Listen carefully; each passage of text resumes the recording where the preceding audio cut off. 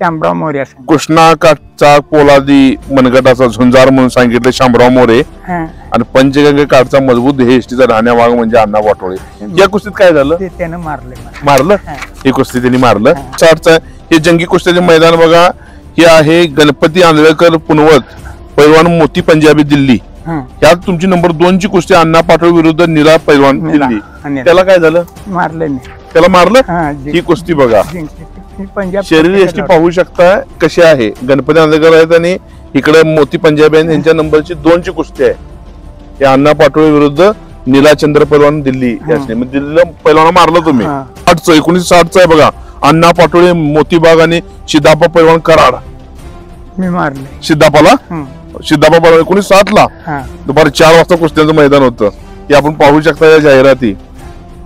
माणसांची शरीर किंवा माणसाचं ड्रेस बघून माणसाची तुलना होऊ शकत नाही.